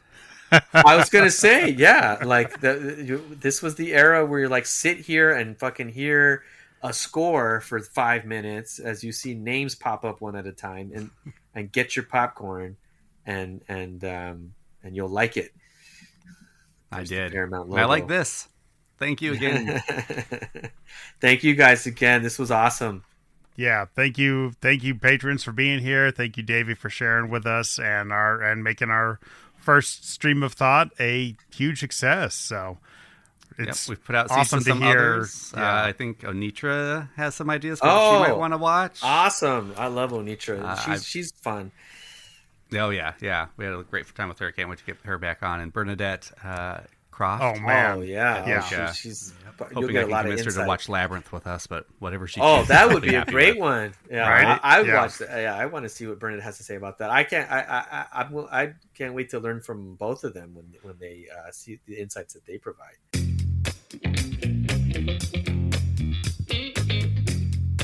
All right, guys, I'm just gonna call it. That was an unmitigated success. Like, there was nothing about that stream that I was frustrated with. Davey seemed to have a really good time. Again, thank you to all the patrons that showed up in the chat. You guys provided great comments awesome. and questions. Mm-hmm. Like, I'm really excited for Stream of Thought episodes going forward, you guys. Yeah, I mean, right off the bat, the question of like, what was the first movie we watched in theaters? Like, yes, that's kind of like stuff I wouldn't have thought to bring, but is a great conversation started with these folks. Yeah, it was kind of experimental. I mean, I don't want to take, pat ourselves too much on the back, but it's not something I'd seen before, and so even trying to explain it to Davey in the email is a little wonky, but he 100% understood the assignment. Yeah, absolutely. He did a great job. It was really fun to see him, like you said, geek out about the movie, but also the way he interacted with our patrons and just really enjoyed talking about his craft and what he took from the movie, borrowed, stole, and just what was not related to the movie. Mm-hmm. As our friend Kay Hanley said in her songwriting interview for Subspace Rhapsody, write a word, take a third. As she also said, all killer, no filler. And I feel like that's what this was. Yeah, absolutely. There were a few moments right before we started where I was like, this could go really poorly. Like there's a lot of moving parts, like things could break, people might not be able to find the link, but it actually ended up just being a ton of fun. And honestly, it kind of felt like making an episode of Mystery Science Theater with one of the people who's like gonna make the next episode of Mystery Science Theater. Like it was really, really cool. I'm very glad that we got to do that. And again, that's all because of patrons like you. So thank you so much. And if you're not a patron, you may notice that you're listening to this anyway. That's because we really don't want to keep stuff like this from you. We think this is a lot of fun, and we feel like as many people should have access to it as possible. So that's why we're dropping it into the regular feed. Yeah. And if you're not a patron, you are missing our Lower Decks Season 4 coverage that is for patrons only, and there's some pretty fun other stuff on there. A lot of videos on our Patreon channel, a couple of extra bonus episodes, and lots of good content. We just did a big sticker and pin mailing to a bunch of our patrons, so they should have those adorning their coffee mugs, computers, office doors, windshields, wherever. Our stickers go well anywhere. And we've got more giveaways coming up, so keep your eyes peeled and make sure you're following the show on social media wherever you want at Open Pike. And go ahead and find me over at GreenShirt87. And you can get everything you need for Open Pike Night all in one place at openpike.com. That's right. Well, be sure to tip your servers. Be sure to clean up after yourselves. Be sure to watch out for another episode. Listen out for another episode of Stream of Thought. Depends if we are a patron or not. You can go anywhere you want, but you can't stay here.